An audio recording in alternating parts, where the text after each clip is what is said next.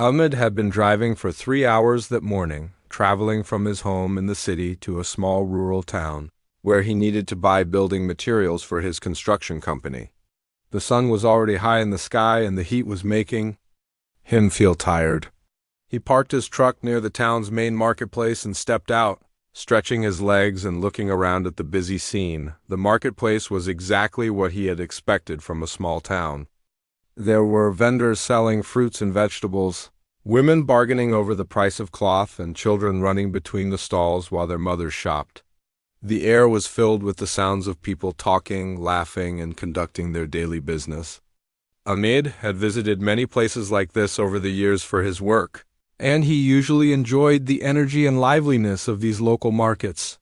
He started walking toward the area where he knew the hardware vendors would be located. His company was building a new school in the city, and he needed to find good quality materials at reasonable prices. Ahmed took pride in his work and always made sure to use the best materials he could afford. Children deserved to learn in buildings that were strong and safe. As he walked through the crowded marketplace, Ahmed was thinking about the measurements he had written down that morning. How many bags of cement would he need? What about the steel rods for reinforcement? He was so focused on his mental calculations that at first he didn't pay attention to the loud voices coming from a corner of the market, but as he got closer, the voices became impossible to ignore.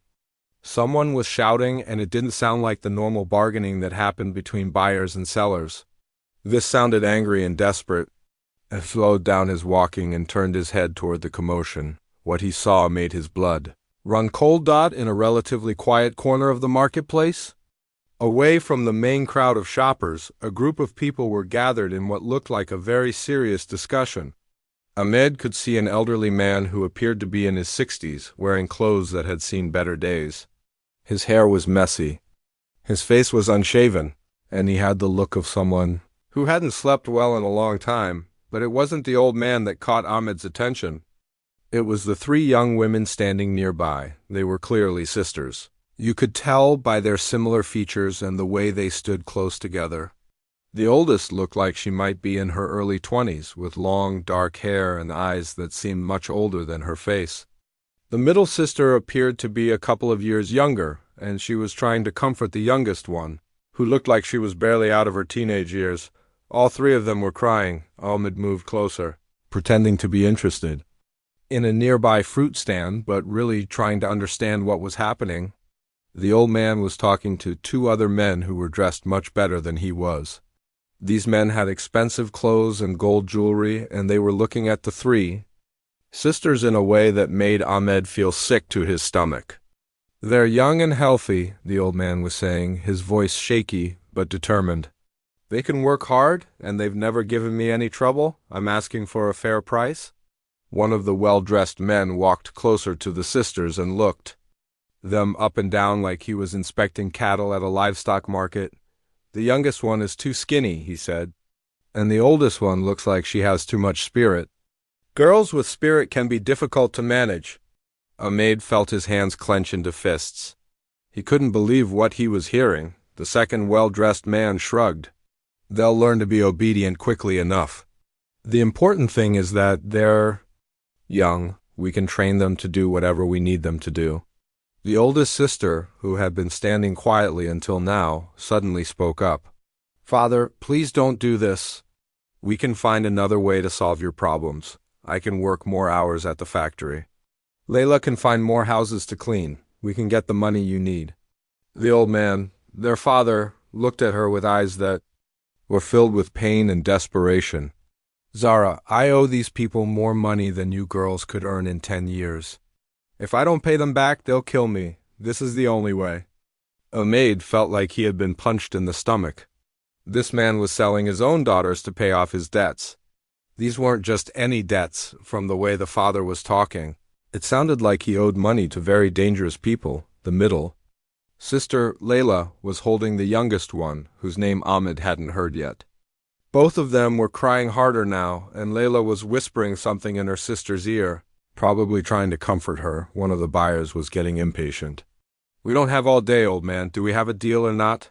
15,000 for?" All three, and we take them with us right now. 15,000? The father asked, his eyes lighting up with hope. That would cover everything I owe, plus a little extra. But we want to split them up, the second buyer said. One goes to our operation in the capital city, one goes to the coastal town, and one stays here in the region. It's better for business that way. Ahmed watched as the three sisters grabbed each other's hands tightly. The idea of being separated was clearly their worst nightmare.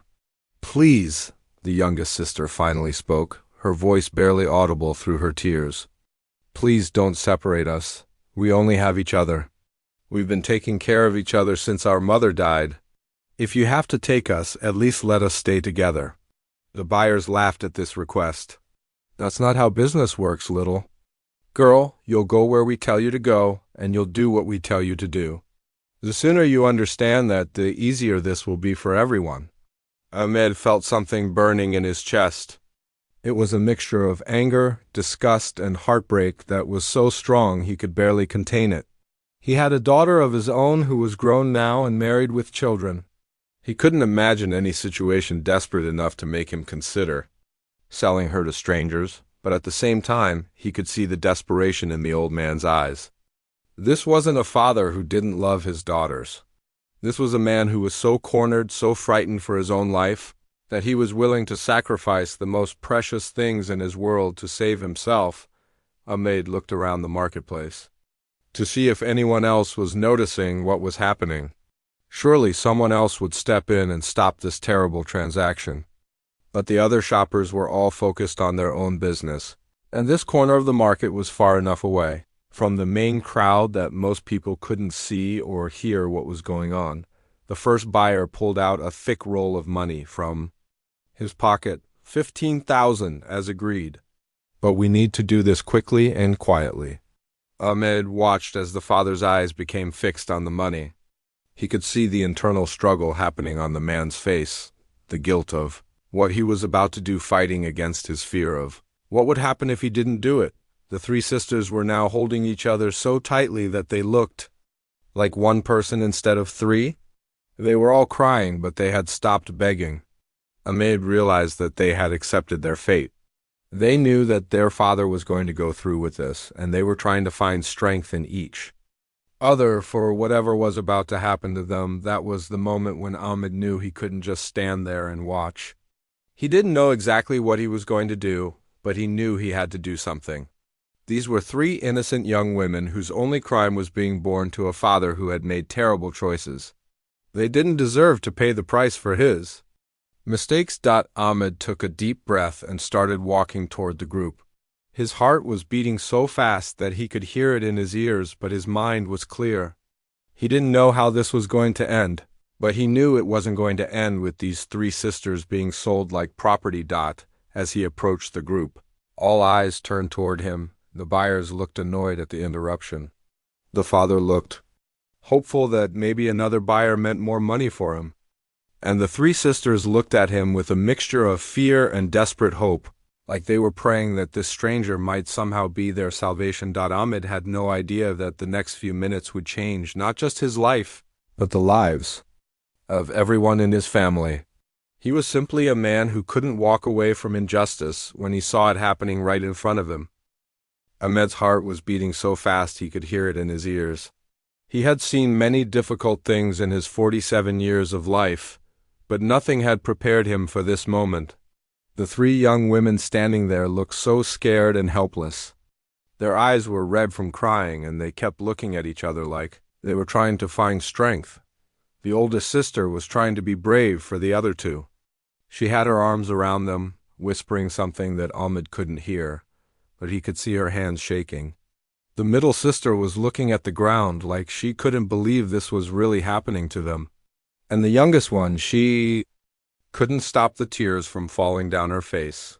Ahmed knew he had to do something. He couldn't just stand there and watch. His own mother had taught him that when you see someone in trouble, you don't turn away. You help, even if it's scary. Even if you don't know what will happen next. He took a deep breath and walked over to the group, the men who wanted to buy. The sisters looked at him with suspicious eyes. They were not happy that someone was interrupting their business. The father, who looked like he hadn't slept in days, stared at Ahmed with a mixture of hope and desperation. "Excuse me," Ahmed said, trying to keep his voice calm and steady. "I couldn't help but overhear what's happening here." One of the buyers, a man with gold teeth and expensive clothes, stepped forward. "This is private business, friend. Keep walking." But Ahmed didn't move. Instead, he looked directly at the father. "How much are they asking for all three of your daughters?" The father's eyes lit up.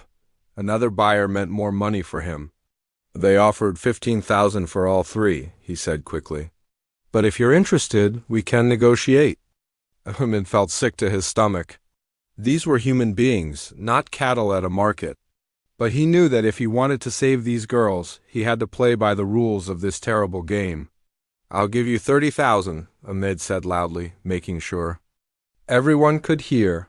"But I want all three sisters, and they come with me right now." The buyers started arguing immediately. They hadn't expected competition, especially someone willing to pay double their offer. The father's eyes grew wide with greed. 30,000 was more money than he had ever seen in his life. "Deal," the father said quickly, before anyone could object, but Ahmed held up his hand. "Wait, I have one condition." He turned to look at the three sisters who were staring at him with confused and frightened eyes. "I want to speak to them first, alone." The buyers didn't like this at all. "That's not how this works," the man with gold teeth said angrily. "You pay, you take them. No talking necessary." Ahmed pulled out his wallet and showed them the money. "This is how I work. If you don't like it, I can put my money away and leave right now." The father panicked. "No, no, let him talk to them. Girls, go talk to the man." Ahmed walked a few steps away from the group and motioned for the sisters to follow him. They looked at each other uncertainly, then slowly walked over to where he was standing. "What are your names?" Ahmed asked gently. The oldest sister answered first. "I'm Zara. This is my sister Layla, and our youngest sister is Noor. How old are you?" "I'm 22.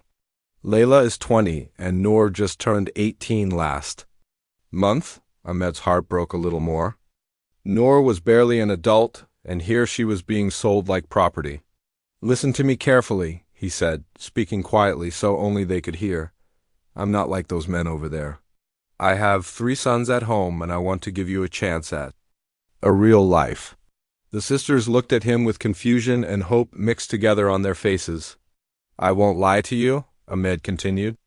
"I don't know exactly what will happen when we get to my house. But I promise you this, no one will hurt you. No one will force you to do anything you don't want to do. You'll have your own rooms, your own privacy, and time to figure out what you want to do with your lives." Zara, being the oldest, spoke. "For all of them, why would you help us? You don't even know us. Double quotes." Ahmed thought about this question. How could he explain that sometimes you just know what's right? "Because everyone deserves a chance to be happy. Because you're someone's daughters. And if my own daughter was in trouble, I would hope someone would help her." Layla finally spoke up. "Do we have a choice?" Ahmed looked back at the men waiting impatiently behind them. "Not really. But you can choose to come with me, and I'll do everything I can to make sure you're safe and happy. Or you can take your chances with them." He nodded toward the buyers, who were getting more impatient by the minute. The 3 sisters looked at each other. They had that special communication that siblings have, where they can say a lot without speaking any words. Finally, Noor nodded first, then Layla, then Zara. "We'll come with you," Zara said. Ahmed felt a wave of relief wash over him. "Good. Now, I need to take care of the business part of this, but I want you to know something important. Once we leave here, you're not property anymore. You're people. You're part of my family now." They walked back to the group, where the father was pacing nervously and the buyers were checking their watches. "Well?" the father asked impatiently. "We have a deal," Ahmed said. He pulled out the money and counted it carefully, making sure everyone could see 30,000 as promised. The father grabbed the money so quickly that some of the bills scattered on the ground. He didn't even say goodbye to his daughters. He just gathered up the money and walked away as fast as he could, like he was afraid Ahmed might change his mind. The buyers were angry, but there was nothing they could do. Ahmed had paid more than they were willing to, and they had lost their chance. Ahmed looked at the three sisters who were watching their father disappear into the crowd. He could see the pain in their eyes. Even though their father had just sold them, he was still their father. This was probably the last time they would ever see him. "Are you ready to go?" Ahmed asked softly. The sisters nodded, picking up their small bags that contained everything they owned in the world. As they walked through the marketplace toward Ahmed's car, people stared at them. Some looked curious, others looked judgmental. Ahmed didn't care what anyone thought. He had done what he believed was right. During the car ride to his home in the city, Ahmed learned more about the sisters' story. Their mother had died when Noor was just 12 years old. Their father had started gambling soon after that, trying to deal with his grief. But instead of getting better, he got worse. He lost their house, their mother's jewelry, and finally, he had decided to sell his own daughters to pay his debts. The sisters had been taking care of each other for years. Zara had dropped out of school to work in a factory. Layla had cleaned houses to earn money for food. And Noor, despite being the youngest, had been the one trying to keep the family together, always believing that things would get better. As they drove through the busy streets of the city, Ahmed made them another promise. "Your old life is over. Now, the difficult times, the fear, the uncertainty, all of that is behind you. Starting today, you get to write a new story for yourselves." The car ride to Ahmed's house felt like the longest journey of the sisters' lives. Zara kept looking out the window, watching the marketplace disappear behind them. Everything was happening so fast that her mind couldn't keep up. Just a few hours ago, they were facing the worst nightmare of their lives. Now they were sitting in a comfortable car with a stranger who promised them safety. Layla was holding Noor's hand tightly. The youngest sister hadn't stopped crying since they left the marketplace. Not because she was sad, but because she was overwhelmed with relief and fear at the same time. What if this man was lying? What if he was just like the others, but smarter? About hiding it? Ahmed could see their nervousness in the rearview mirror.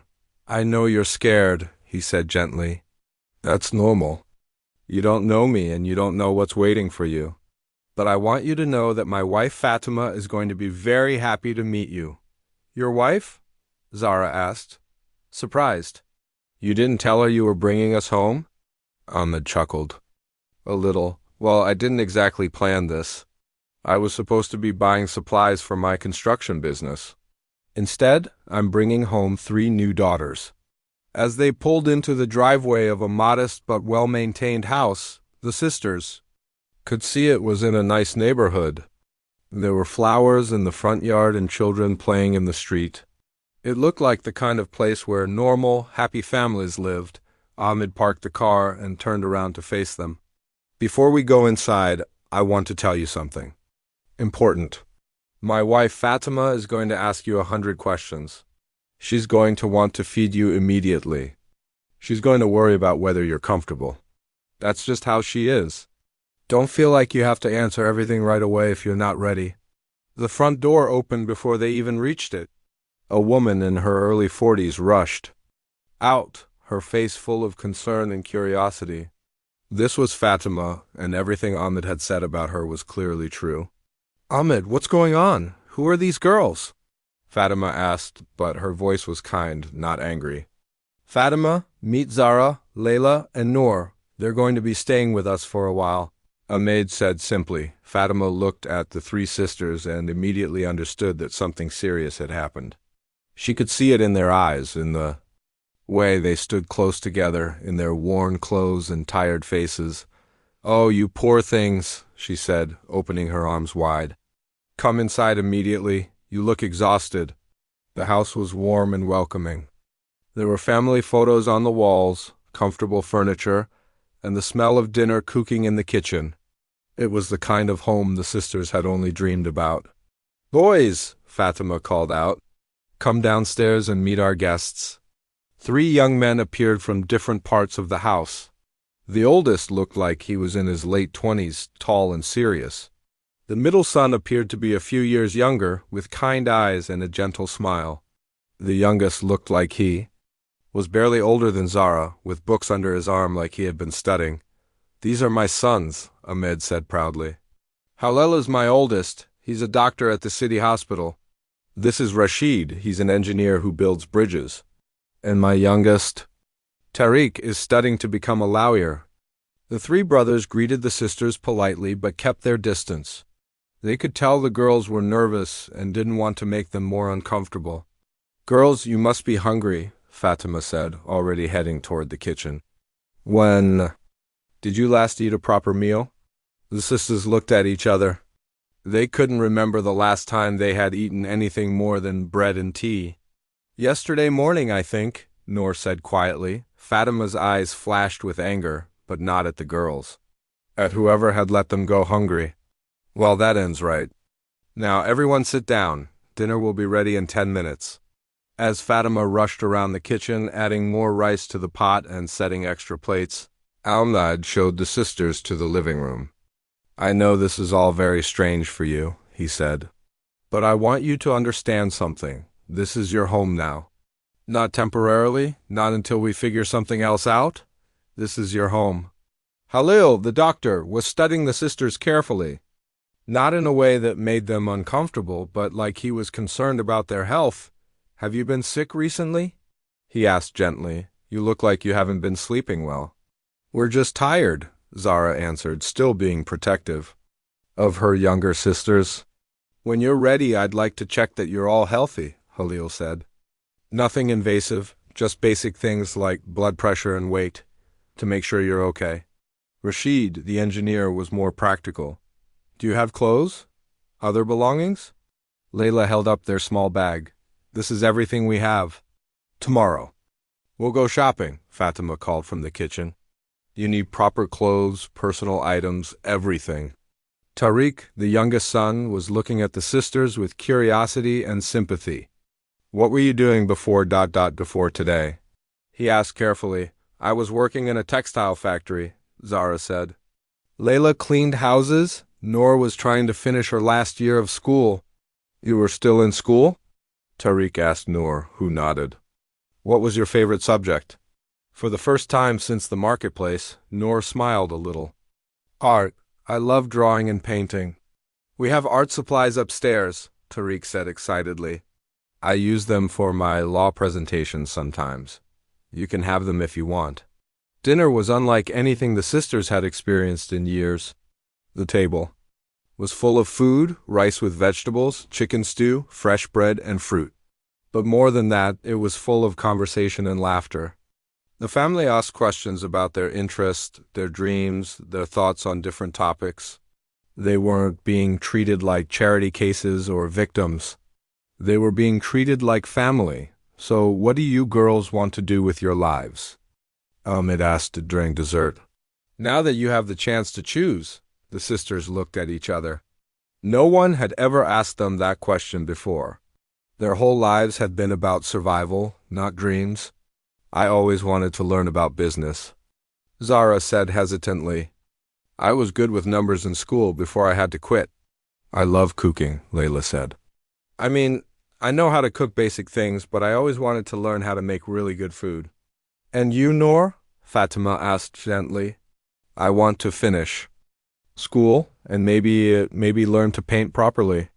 "Well," Ahmed said, leaning back in his chair, "it sounds like we have some plans to make."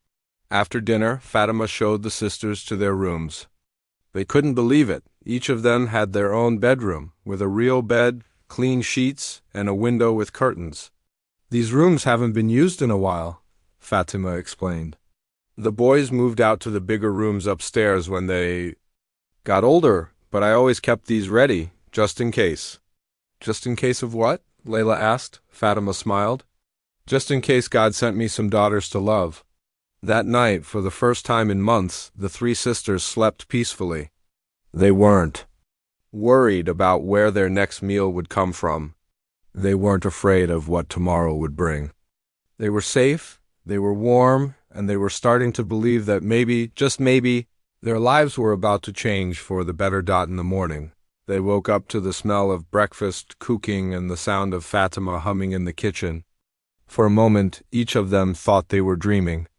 But then they realized this was real. This was their new life. And for the first time in years, they felt something they had almost forgotten how to feel: hope. 3 months had passed since that life-changing day at the marketplace.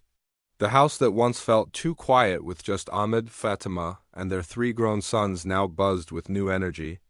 Laughter echoed from the kitchen where Layla was teaching Fatima a recipe her mother had shown her years ago. The sound of pencils scratching on paper came from the dining room where Zara was studying business books that Halil had brought home from the hospital's library. And in the small room that had been converted into an art studio, Noor was painting. She had tears in her eyes, but these were happy tears. She was painting from memory, a picture of her mother holding all 3 girls when they were little.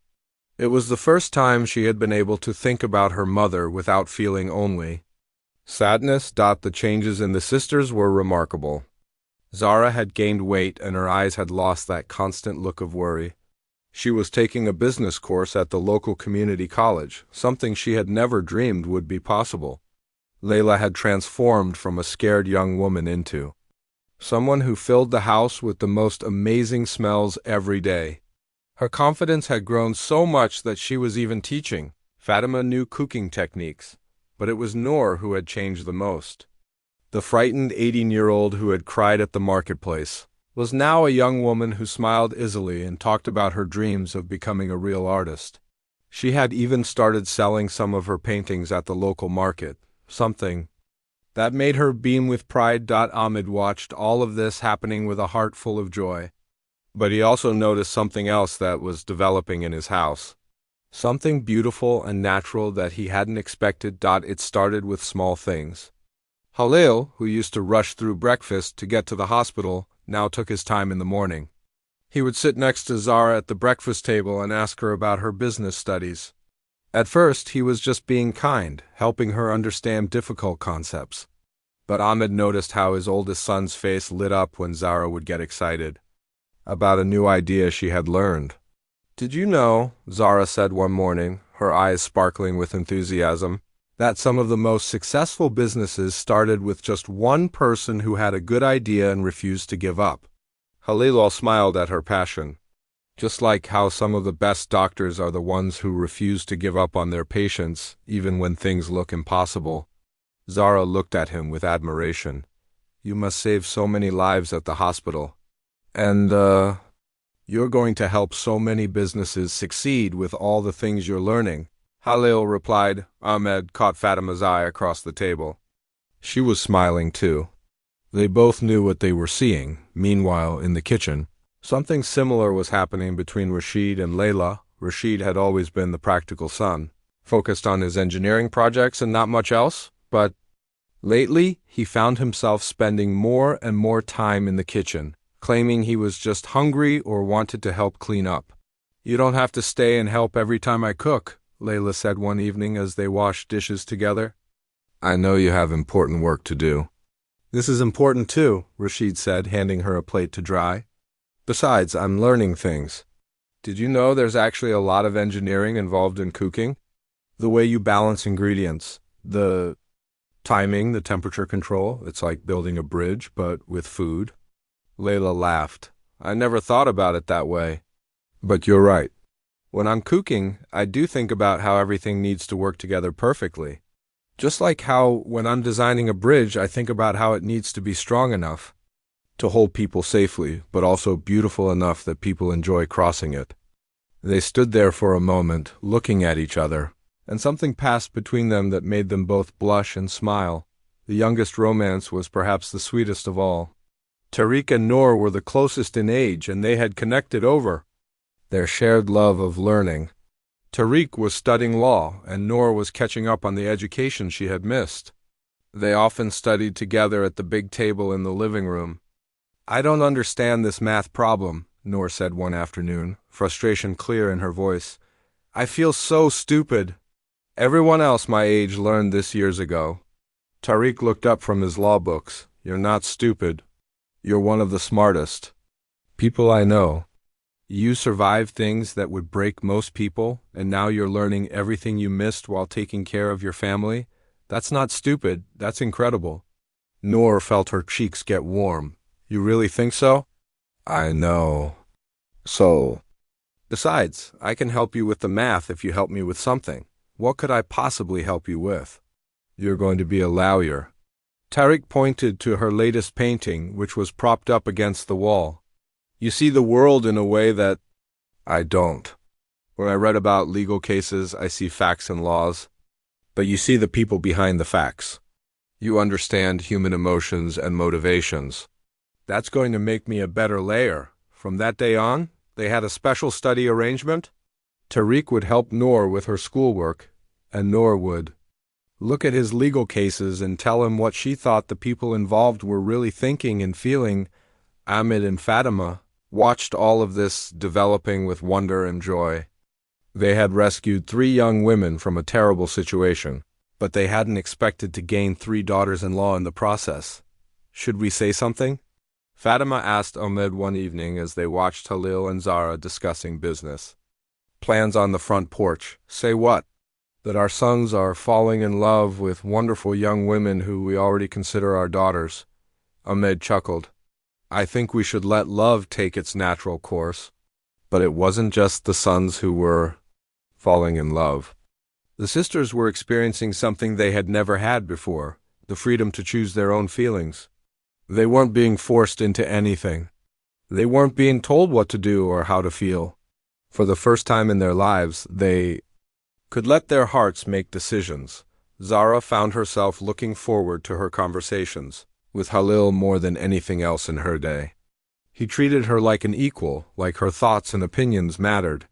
When she talked about her business dreams, he didn't laugh or tell her to be more realistic. Instead, he helped her figure out how to make those dreams come true. Layla discovered that she loved making Rashid smile. He worked so hard on his engineering projects, often staying up late to solve difficult problems. She started making him special snacks to keep his energy up during long work sessions. And when he would tell her about the bridges he was designing, she found herself fascinated by how his mind worked. Noor realized that Tariq made her feel like she could be anything she wanted to be. With him, she wasn't the girl who had been sold at a marketplace. She wasn't the sister who had to be protected. She was just Noor, a young woman with talents and dreams and a bright future ahead of her. The turning point came during a family dinner, 6 months after the sisters had arrived. Ahmed was telling a story about his construction business when Halil interrupted. Dad, I need to tell you something important. The whole table went quiet. Halil looked nervous, which was unusual for the confident doctor. I want to ask for your permission to marry Zara. Zara's fork clattered to her plate. She looked shocked, but not unhappy. Before Ahmed could answer, Rashid cleared his throat. Actually, Dad, I need to ask you the same thing. About Layla. Now, Layla was blushing furiously, but she was smiling too. Tariq, not to be outdone by his older brothers, stood up. And I want to ask for Noor's hand in marriage too. The silence that followed was broken by Fatima's delighted laughter. Well, she said, wiping tears of joy from her eyes, I guess we're going to need to plan 3 weddings. The silence in the dining room lasted only a few seconds, but it felt like hours to everyone sitting around the table. Ahmed looked at his 3 sons, then at the 3 young women who had become like daughters to him. His heart was so full of emotion that he couldn't speak at first. Fatima was the first to break the silence. She started laughing and crying at the same time, which made everyone else start laughing too. 6 months ago, I was worried that my sons would never find wives, she said, wiping her eyes with her napkin. Now I have 3 daughters-in-law to choose from, and they're already living in my house. Ahmed finally found his voice. Boys, this is the most wonderful surprise you could have given me. But I need to ask the most important question. He turned to look at Zara, Layla, and Noor. Girls, what do you want? No one is forcing you to say yes. You have complete freedom to choose. Zara was the first to speak, just like she had been the first to speak for all of them that day at the marketplace. Uncle Ahmed, 6 months ago, we thought our lives were over. We thought we would never be happy or safe again. But in this house, we learned what real love looks like. We learned what it means to be treated with respect and kindness. She looked at Halil, who was watching her with hope and love in his eyes. Halil has shown me that I can be more than I ever dreamed. He believes in my dreams and helps me reach for them. If he'll have me, I want to be his wife." Layla nodded enthusiastically. "Rashid makes me feel like the most important person in the world. When I cook for him, when I see how happy my food makes him, I feel like I have a special purpose. He sees beauty in simple things, just like I do. I want to spend my life making him happy." All eyes turned to Noor, the youngest sister. She had been quiet during this whole conversation, but now she smiled brightly. "Tariq taught me that being young doesn't mean my opinions don't matter. He listens to me like I'm wise and important. With him, I feel like I can become the person I was always meant to be. Yes, I want to marry him." Ahmed stood up from his chair and walked around the table. He hugged each of his sons, then each of the sisters.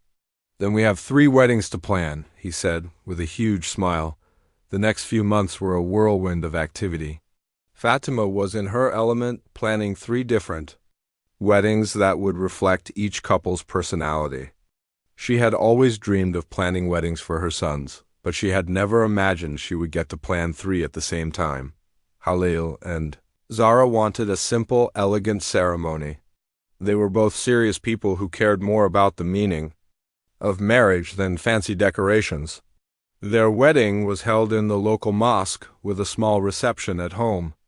Zara wore a beautiful white dress that Fatima had helped her choose, and Halil couldn't stop smiling as he watched his bride walk toward him. "Today I'm not just gaining a husband," Zara said during her wedding speech. "I'm officially becoming part of the family that saved my life and taught me how to dream again." Rashid and Layla's wedding was all about food and celebration. They had their ceremony in the afternoon, followed by a feast that Layla had spent weeks planning. She cooked many of the dishes herself, with help from Fatima and several neighbor women who had become her friends. The whole neighborhood was invited, and the party lasted until late in the evening. "I used to cook just to survive," Layla told the guests, "but now I cook to show love. And I have so much love to share with all of you, and especially with my wonderful husband." Tariq and Noor's wedding was the most artistic of the 3. Noor had painted special decorations for the ceremony, and Tariq had written his own vows that made everyone cry happy tears. Their wedding was held in the garden behind the house, surrounded by flowers and Noor's artwork. "2 years ago, I thought I would never be able to trust anyone again," Noor said during the ceremony. "But Tariq showed me that love isn't about taking someone's freedom away. Real love gives you wings to fly higher than you ever thought possible." Ahmed had the honor of walking each sister down the aisle, just as he had promised himself he would do. Each time he felt like his heart might burst with pride and joy. These weren't just his sons getting married. These were his daughters choosing to start new lives with the men who loved them. The first year of marriage was an adjustment for everyone. Halil and Zara moved into a small apartment near the hospital where he worked. Zara had graduated from her business course and was starting her own small consulting company, helping other small businesses with their planning and finances. "I want to help people the way your family helped me," she told Halil one evening as they looked over her business plans. "I want to give other people hope that they can build something better for themselves." Rashid and Layla found a house not far from Ahmed and Fatima. Layla had turned their kitchen into a small catering business, making food for parties and special events. Her reputation for amazing cooking had spread throughout the neighborhood, and she was getting more orders than she could handle. "We should open a real restaurant," Rashid suggested one day as he helped her deliver food to a customer. "You're too talented to just be cooking for small parties." Layla's eyes lit up. "Do you really think we could do that?" "I think you can do anything you set your mind to, and I'll be right there to support you." Tariq and Noor were the last 2 get their own place, mainly because Noor wanted to finish her art degree first. She had enrolled in college and was studying art and design. Her paintings were getting attention from local galleries, and she had even sold several pieces to collectors. "I want to paint our story someday," she told Tariq as they walked through the art museum on one of their dates. "I want to show the world that beautiful things can come from the darkest moments." "What would you call the painting?" Tariq asked. Noor thought for a moment. I would call it From the Marketplace to the Wedding Altar, a story of hope. As the years passed, the family grew even larger. Halil and Zara had their first baby, a little girl they named Amira, which means princess. Layla and Rashid opened their restaurant, which became so successful that they had to hire extra help. Noor's art was displayed in galleries across the city, and she had become a teacher, helping other young people discover their artistic talents. Ahmed and Fatima became the proudest grandparents in the neighborhood. Their house, which had once felt too quiet, was now filled with the laughter of grandchildren and the chatter of 3 generations living their best lives. On the 5th anniversary of that day at the marketplace, the whole family gathered for dinner. Ahmed stood up to make a toast, just like he had done at each of the weddings. 5 years ago, I thought I was just helping 3 young women escape a terrible situation, he said, raising his glass. But what I really did was bring home 3 daughters who brought love, joy, and purpose into our lives. You didn't just join our family, you completed it. Zara, now a successful businesswoman and mother, raised her glass too. You gave us more than safety and shelter. You gave us the chance to become who we were meant to be. You showed us that family isn't just about blood, it's about love, respect, and choosing to stand by each other no matter what. As they all sat around the table that evening, sharing stories and laughter, Ahmed realized that sometimes the best things in life come from moments when you choose to do what's right, even when it's difficult. His decision to step in at that marketplace had changed 8 lives forever, creating a legacy of love that would last for generations. The 3 sisters who had once stood in a marketplace, afraid and hopeless, were now confident women with loving husbands, successful careers, and bright futures ahead of them. And it all started with one man who decided that every person deserves a chance at happiness.